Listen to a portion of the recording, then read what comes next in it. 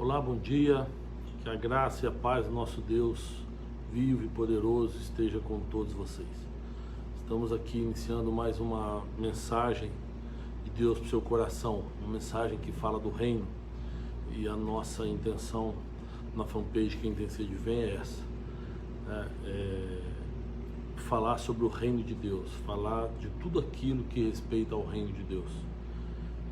Queria agradecer primeiramente, quando o pessoal vai entrando aí, agradecer, nós atingimos a marca aí de 285 mil seguidores, uma marca expressiva, uma marca que realmente nos dá muita alegria, porque nós não temos divulgação, não tem divulgação pessoal também, é só mesmo a palavra de Deus sendo pregada, sendo disponibilizada àquele que possa se interessar. E é um pouco sobre isso que eu quero falar hoje com vocês.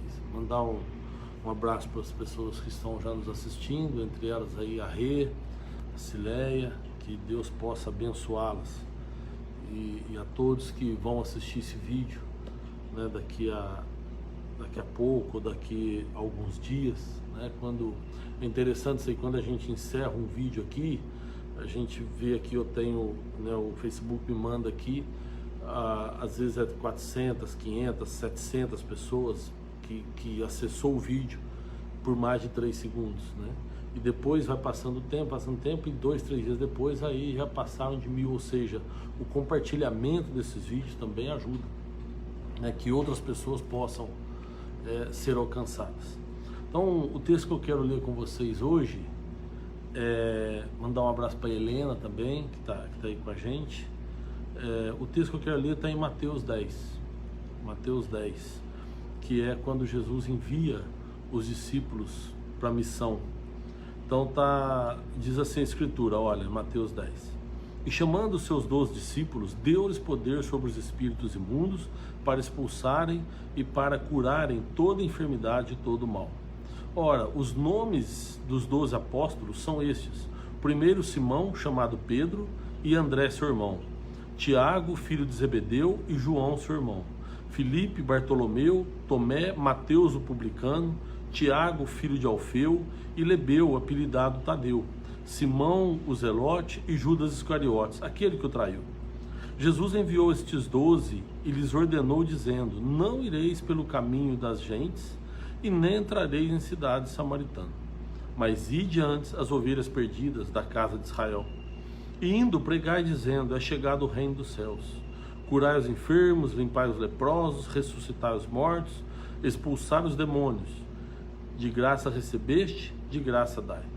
Não possuais ouro nem prata, e nem cobre, nem em vossos cintos, nem alforjes para o caminho, nem 2 túnicas, nem sandálias, nem bordão, porque digno é o operário do seu alimento.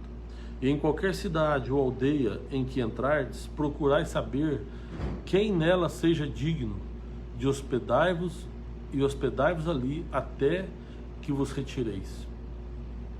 E quando entrardes em alguma casa, saudai-a.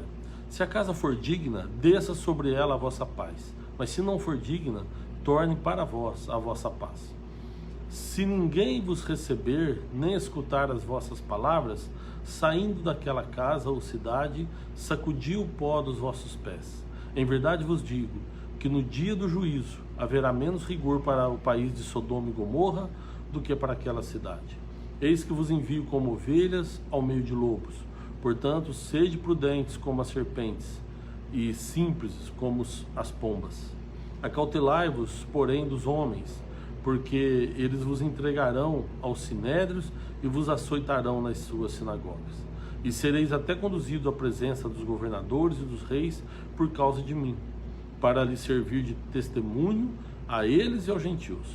Mas quando vos entregarem, não vos dê cuidado como ou o que haveis de falar, porque naquela mesma hora vos será ministrado o que haveis de dizer.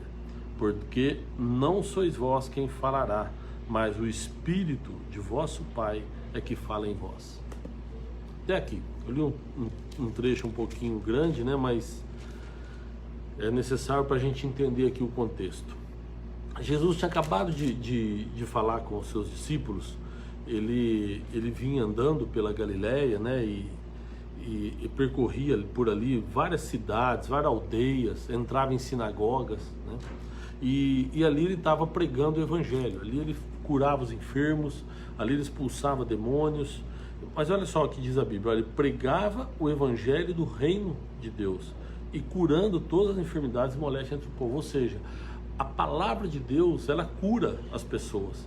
E Jesus fazia isso, ele entrava nas sinagogas, ele entrava nos lugares onde tinha pessoas para ouvi-lo e falava sobre o reino de Deus, pregando então o evangelho do arrependimento. Não era evangelho de prosperidade, ele não pregava a facilidade de vida, o que ele pregava? O arrependimento. Ele falava sobre o reino de Deus e convidava as pessoas a se arrependerem.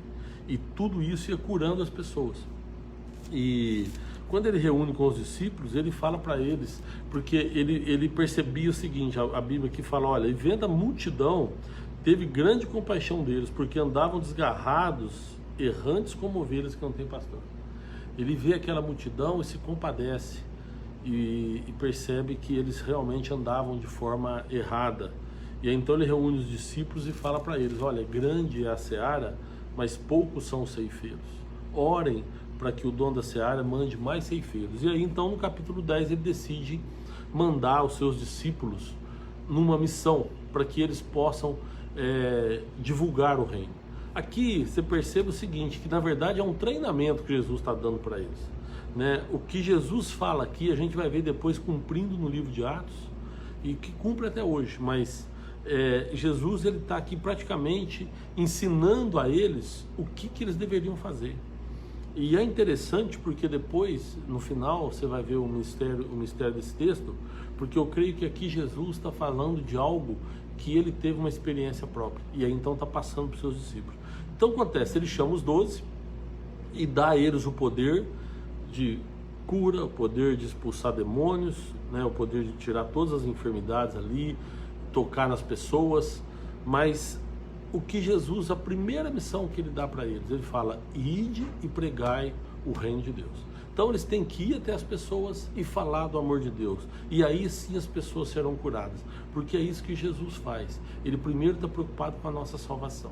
Perceba que quando desceram aquele paralítico pelo teto da casa de Jesus, que ele estava na sala, e aí ele fala para aquele homem que está acamado, ele fala, os seus pecados estão perdoados. Primeiro ele fala isso, aí o pessoal começa ali, entre eles ali, a comentar, né, na sua própria mente, eles ficavam pensando, pô, quem é ele que pensa que pode perdoar pecado?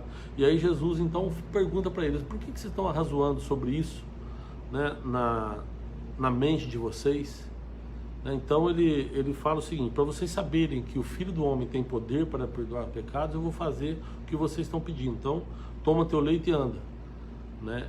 Ou seja, Jesus primeiro preocupa com a salvação, para depois preocupar com a cura física. E o que ele está falando aqui, pessoal? Olha, vai e prega a palavra de Deus, prega sobre o reino de Deus, fale ao povo do reino. E aí sim, a palavra de Deus é que vai curar o cego da cegueira, é que vai fazer o coxo andar, é que vai fazer o surdo ouvir. É a palavra de Deus, porque tem muita gente que fecha os ouvidos, que tapa os ouvidos para a palavra de Deus. Tem muita gente que quer fechar os olhos quando tem algo direcionado por Deus. E a palavra de Deus é que faz a gente enxergar a verdade. Jesus então dá essa missão, e ele fala para eles o seguinte, olha, vocês não vão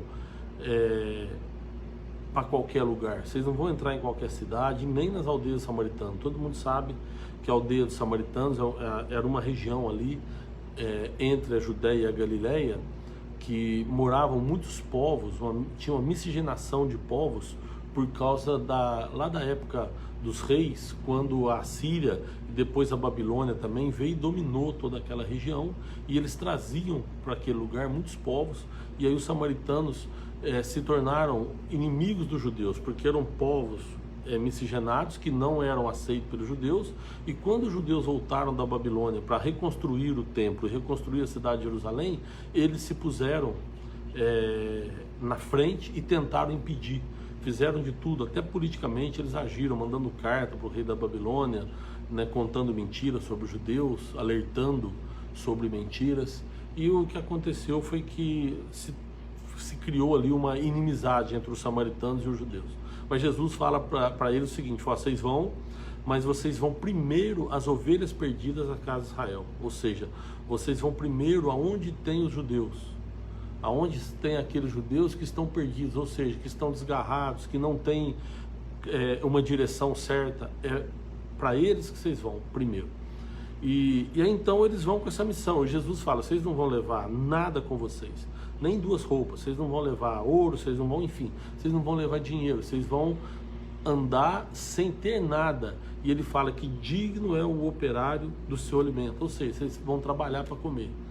Todo lugar que vocês chegarem, vocês vão ter que fazer algo que faça vocês merecerem o alimento de vocês.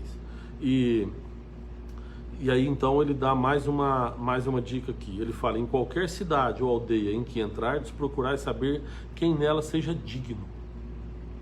Então eles tinham que chegar no lugar e procurar alguém digno de hospedá-los. É sobre esse mistério aqui que eu vou querer falar com vocês.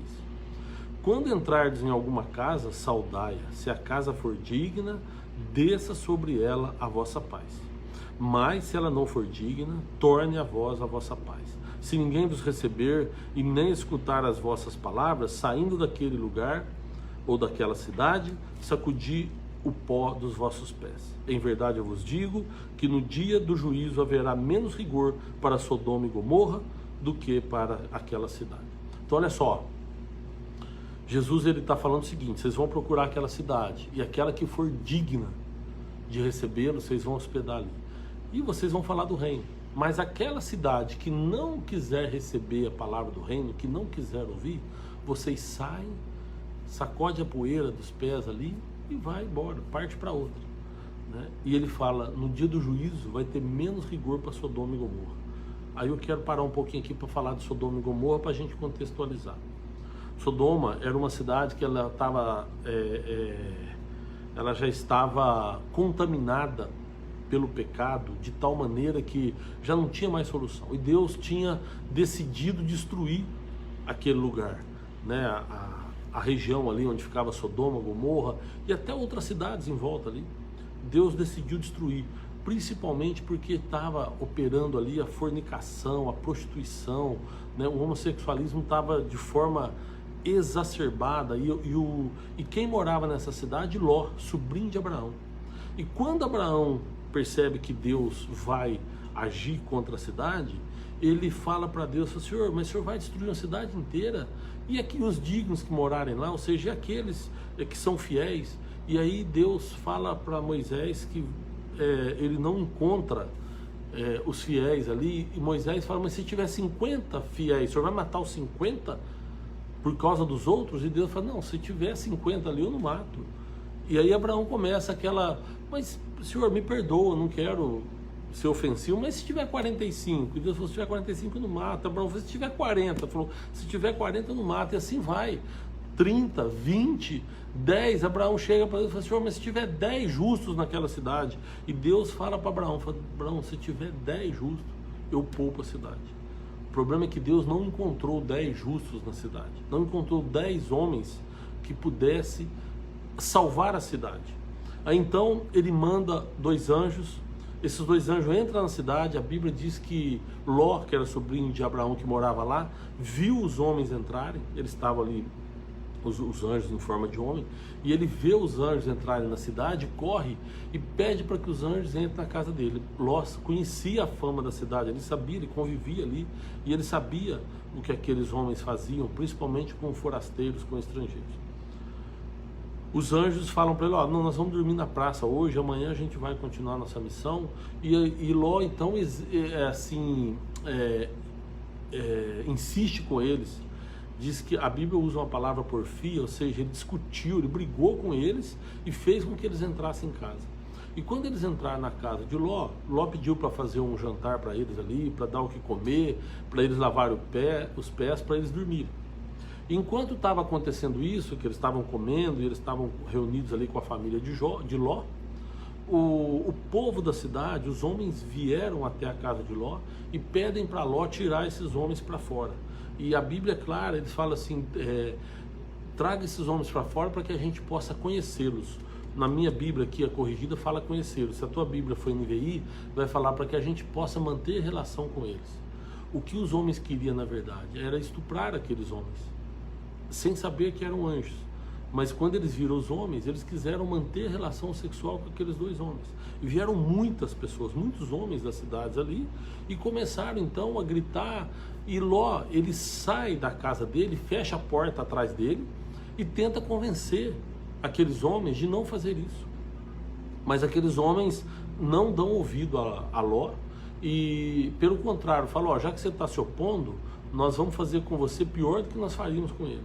Ló chega ao absurdo de oferecer 2 filhas virgens que ele tinha, para que eles pudessem fazer o que quisessem, mas poupassem a vida daqueles homens. Na verdade, assim, tem muita gente que acha que foi um momento de loucura de Ló, que ele jamais poderia ter oferecido as filhas. Outros falam que Ló ofereceu, mas sabendo que ele queria era ganhar tempo para poder despistar. O que eu acho? O que eu acho é que Ló realmente ele percebeu que aqueles homens eram anjos, que eram enviados de Deus, e ele fez uma escolha ali. Se é errado ou não, ele fez uma escolha, né? E ele realmente colocou a vida das filhas deles em risco, das filhas dele em risco. Mas enfim, o foco aqui do texto é que ele tentou proteger aqueles que estavam ali, na verdade, para protegê-lo. É interessante isso daí, porque diz que quando os homens vão para cima de Ló e falam: nós vamos fazer com você pior do que nós faríamos com esses dois, os 2 anjos, eles abrem a porta, puxam Ló para dentro e colocam uma cegueira em todas aquelas pessoas. Então aqueles homens que estavam lá fora, todos ficaram cegos e se desesperaram ali. E Ló foi salvo pelos anjos. Às vezes é isso que acontece. Às vezes a gente quer defender a Deus quando a gente vê alguém falando mal de Deus, quando a gente vê alguém fazendo uma crítica ao Evangelho, e a gente acaba usando formas erradas, a gente acaba cometendo erros para poder defender aquele que é quem nos protege, que é quem nos defende, né? Então o que Ló tentou fazer ali, que foi proteger os homens de Deus, na verdade eles é que tinham capacidade para proteger Ló, e foi o que aconteceu. Então olha para você ver, Ló chegou a quase cometer um erro terrível, né? E na intenção de proteger. Hoje muitas pessoas fazem isso, muita gente na intenção de defender a honra de Deus, defender o amor de Deus, acaba cometendo erros que não precisa. Por quê? Porque Deus é poderoso, Deus é muito grande, e tudo que estão falando, tudo que está levantando contra Deus, né? Esses homens que são enviados de Satanás, enviados pelo inimigo, eles não vão conseguir, porque Deus é Deus, Ele é grande, e é Ele que nos protege, na verdade. Bom, aconteceu que os anjos chegaram para Ló e falaram: você tira a tua família daqui, porque nós vamos destruir a cidade. E Ló então vai, e tem 2 moços que são namorados das filhas dele, vão casar com a filha dele, e ele chama para irem com ele, e eles não acreditam. Eles acham que Ló está brincando, e eles decidem ficar. É o que muita gente também faz, não acreditar nas palavras de Deus, não acreditar no chamado de Deus. Ló então chama aqueles homens para sair, e eles não acreditam e ficam ali. Bom, a história acho que todo mundo já conhece. A família de Jó sai então no dia seguinte, precisou os anjos puxarem ele pelas mãos, porque eles estavam provavelmente, não sei, a Bíblia não fala, mas eles estavam demorando, eles estavam atrasando, os anjos tinham pressa e puxaram ele pelas mãos. Eu imagino que eles estavam preparando alguma coisa, para levar alguma coisa. Eles estavam preocupados com coisas materiais, se preparando para sair, e os anjos falaram para eles: vocês não estão entendendo, vamos logo que vai começar. E quando eles saem da cidade, começa a chuva de fogo, de enxofre, e a cidade é destruída. E aí aquela história que a mulher de Ló olha para trás, e ao olhar para trás ela se transforma numa estátua de sal. Bom, ela estava preocupada com as coisas que ela deixou, ela estava preocupada em ver aquilo que ela deixou. E às vezes Deus nos dá a graça de conhecermos a palavra, de sabermos sobre o reino, e a gente fica olhando para trás e tentando resgatar aquilo que nós deixamos para trás. O que você deixou para trás, amado, ficou para trás. Eu fui tocado pelo Espírito Santo com 40 anos de idade. Hoje eu tenho 50 anos, vou fazer 51 agora em janeiro, no dia 2 de janeiro, e aos 40 anos de idade eu fui tocado pelo Espírito Santo.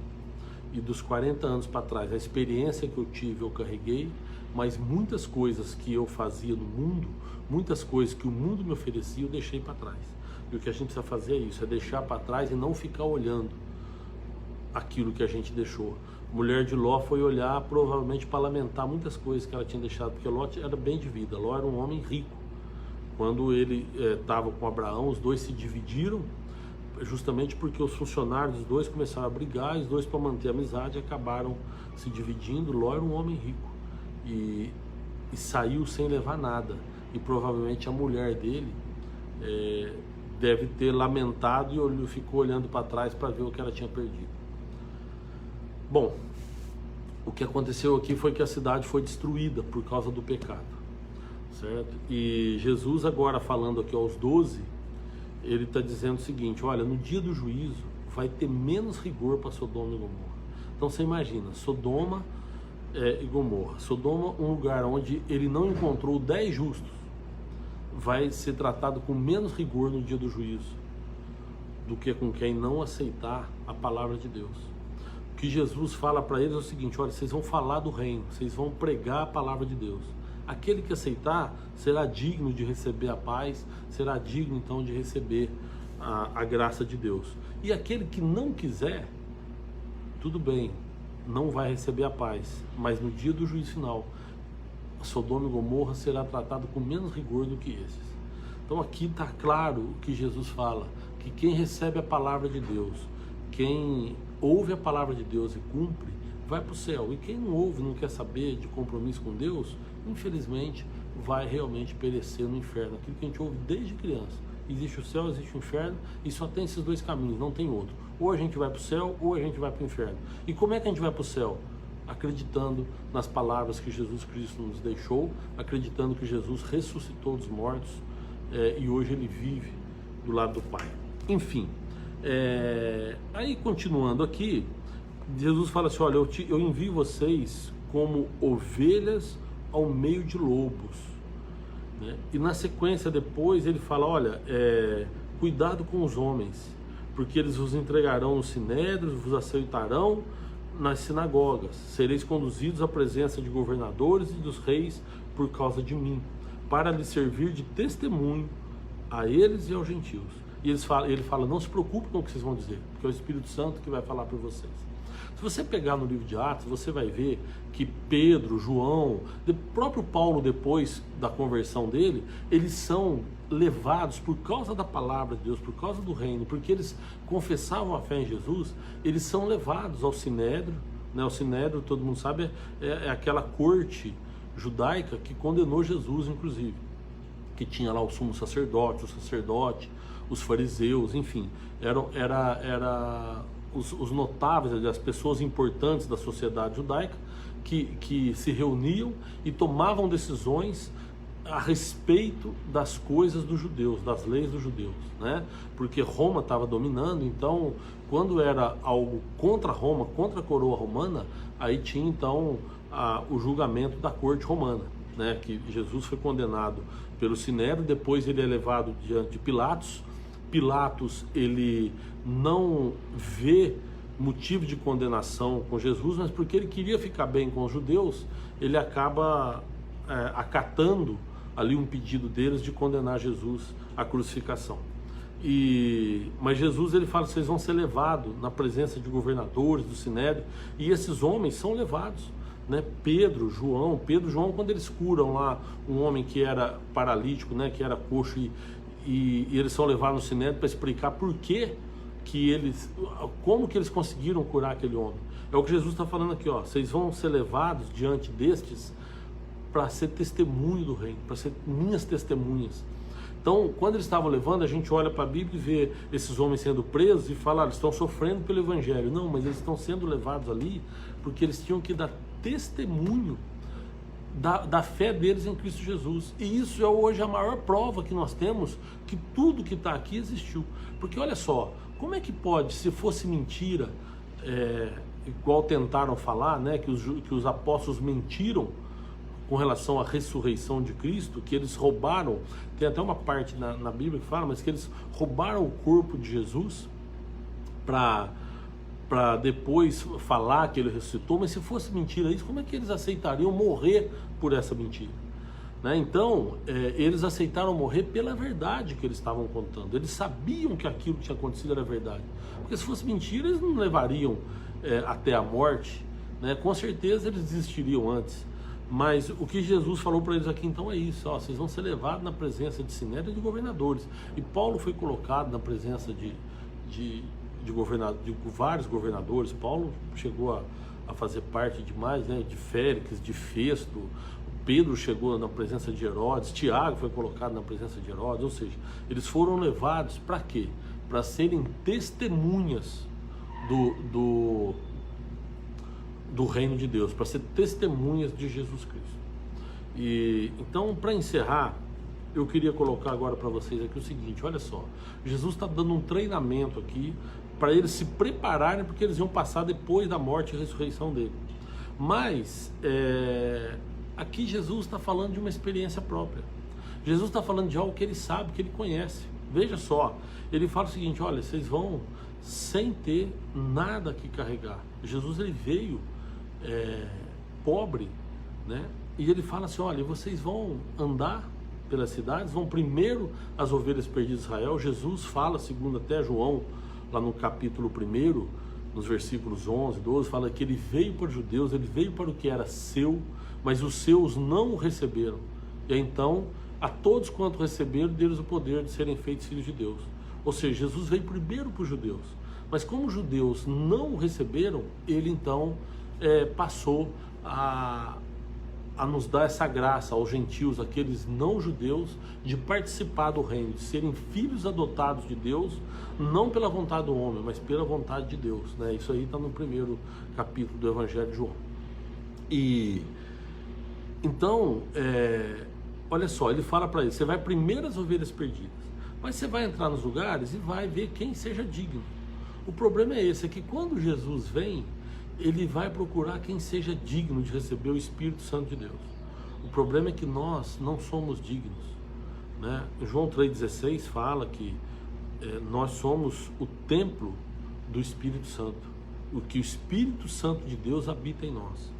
Mas como é que pode ele vir e habitar em nós se nós não somos dignos? Ninguém é digno de receber tamanha graça, tamanha misericórdia que é o Espírito Santo. Mas o que Jesus fez? Jesus falou: eu vou torná-los dignos, eu vou morrer para que eles sejam dignos. Então, apesar de serem indignos, a minha morte, o meu sangue na cruz vai lavá-los de todo o pecado, e a partir de então eles serão dignos de receber o Espírito Santo.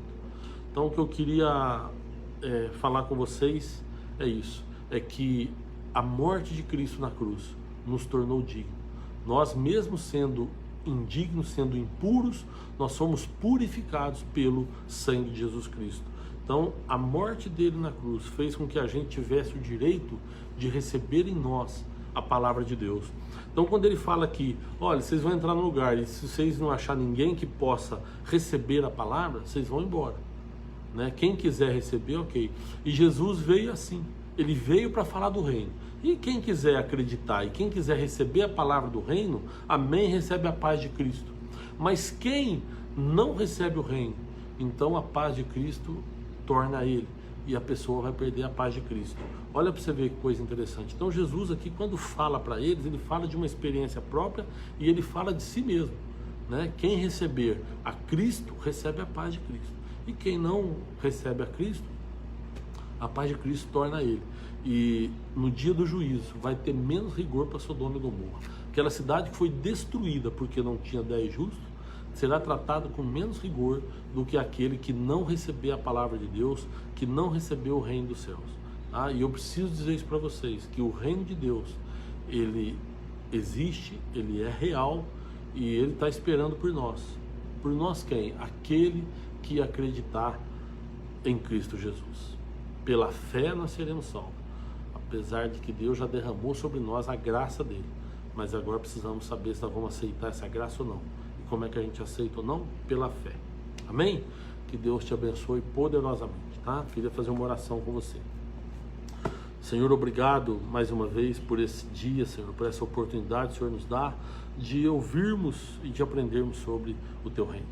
Pai, que o Senhor possa nos incomodar, Senhor, com a Tua palavra, para que ela possa ser cravada em nosso coração.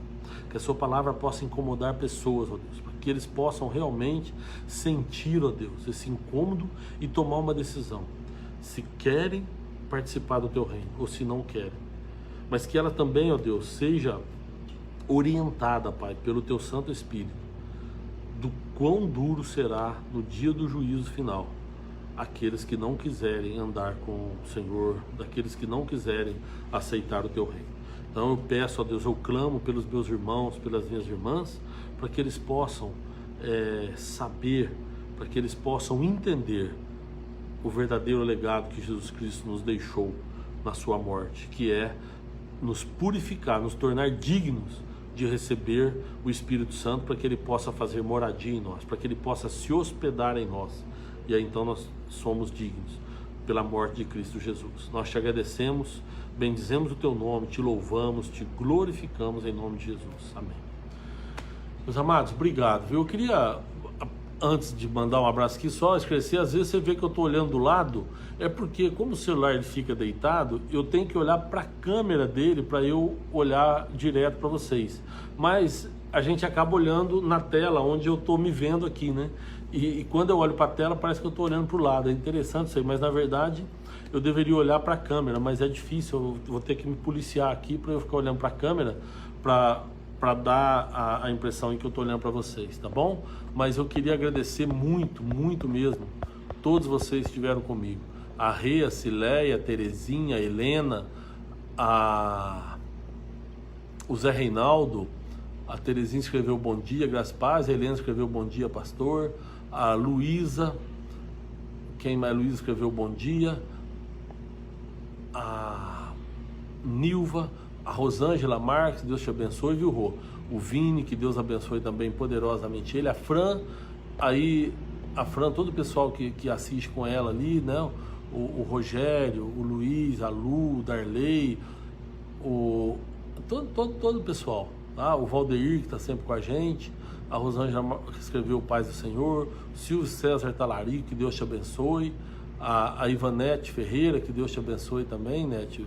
O pastor Adilson, que Deus abençoe poderosamente a vida dele, o Belo Everson escreveu bom dia, o Carlos, que Deus te abençoe, viu, Carlos? Você, o Vini, a Rô, todo mundo aí, a Ana Helena,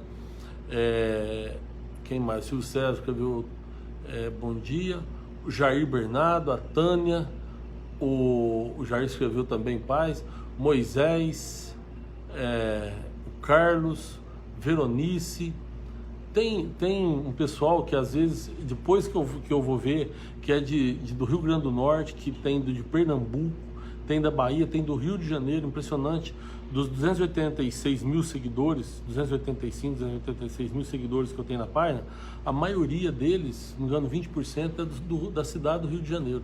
Então mandar um abraço para todos vocês aí, o Jack, o Luiz Carmo, quem mais aqui? A Cleide, a Sônia, o Jorginho, que Deus abençoe vocês, viu? O Luciano, a Isilda, a Ivanilde, o Oswaldo Cícero, a Iracema, Erivanda, David, a Lourdes, a Sônia escreveu Graça e Paz, Elenir, a Cristina, Janete, Maria Quitéria, Cleide, William Alves, Fátima, a Fátima Souto, a Silva Batista, a Sandra Ribeiro, Dayana, Nildo, a Mônica, Martinha, Rosângela Lopes, Rosa Costa, Adriana Maria, quem mais aqui? Isauri, Paulo Silva, Michael ou Micael, a Silvia da Conceição, Ronita Oliveira, Raimundo Nonato, Helenice Maciel, Eliano, Caio, nossa, muita gente, não vai dar. Tem bastante gente aqui, são mais de 200, mais de 300 pessoas agora que acessaram aí, e que Deus possa abençoar cada vez mais cada um de vocês, tá bom? Deus abençoe. Se você puder compartilhar esse vídeo aí para que outras pessoas também sejam alcançadas. Eu ia tentar falar mais alguns aqui, mas é muita gente. Que Deus abençoe todos vocês, tá bom? Que Deus possa dar um Natal abençoado, tá? Que vocês possam realmente entender o verdadeiro significado, né? Tem uma discussão que é inócua a discussão, mas se Jesus nasceu realmente no dia 25, nasceu, tem estudiosos que falam que nasceu em março, maio, tem estudiosos que falam que nasceu em agosto, tem alguns que acreditam que ele nasceu em dezembro. O que importa é que tem uma data hoje separada para comemorar o nascimento de Cristo, né? Então nós precisamos entender o que significa isso, e ao invés de comemorar, muita gente acaba tendo isso como uma festa pagã, como uma festa que não tem a ver com aquilo que realmente é necessário. Mas você precisa entender que é importante o nascimento de Cristo, mas importantíssimo para o crente, mais importante ainda, é a morte e ressurreição dele. Então ele morreu e ressuscitou, e isso é que nos leva ao caminho de Deus, que nos leva à presença de Deus, né? E é lógico que tudo isso começou porque ele nasceu, né? Mas que Deus possa abençoar então o seu Natal de forma poderosa, grandiosa, tá? Que você possa ter paz e ser iluminado nesse Natal. Deus te abençoe poderosamente e até terça-feira que vem, se Deus quiser.